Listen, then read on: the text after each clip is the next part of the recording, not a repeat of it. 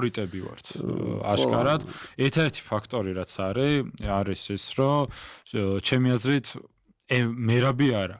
ქართული MMA-ის გულშემატკივრები აბუჩადიგდებენ ომალის პირველი პერფორმანსის შემდგომ რა. ანუ ომალი მაინც ძალიან სახიფათო მეტოქეთ რჩება ჩემი აზრით. თან რევანში სხვა мотиваცია არის ესეც უნდა ოპერაცია გაიკეთა და ომალი ბოლო ბრძოლებში განსაკუთრებით ერთადერთი მებრძოლი იყო, რომელმაც საფრთხე შეუქმნა მერაბს. ანუ მეხუთე რაუნდში ღვიძლი რო დაუზიანა თუ კუჭის თავი, სადღაც მუცლის არეალი და ეტკინა რა მერაბს. ბოლო 1 წუთი იყო დარჩენილი. ანუ ომალი ისეთი სტილის მებრძოლია, რომელსაც 5-ვე რაუნდის მოგება და 3 რაუნდის მოგება არ ჭირდება, ფინიშერია უფრო რა.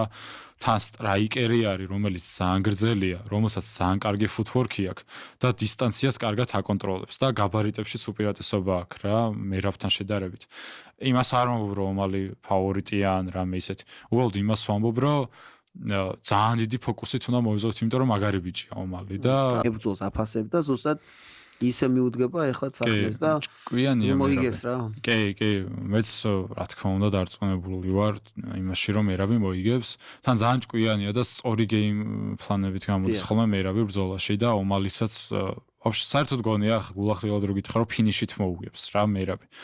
ამჯერად ომალის მახრჩობელაზე ან რაღაც ეგეთით, იმიტომ რომ ყოველთვის ხდება ხოლმე მომენტი, რომ შესაძ მებრძოლი ბევრს იგებს ქულებით, მე უკვე ფინიშები მოდის. ხაბებიც ეგრე იყო სხვათა შორის, სულ ქულებით იგებდა და ბოლოს სულ ფინიშები მიაყარა, ასე ვთქვათ და იმედი მაქვს, რომ მერაბზეც იგივე მოხდება. რა თქმა უნდა, თავარი გამარჯვებაა, მაგრამ მეც იგივე ვისურვებდი, რაც შეიძლება ის მარე. ხო, მიეყარა ფინიშები, იმიტომ რომ UFC-საც აწყობს ეგ რა.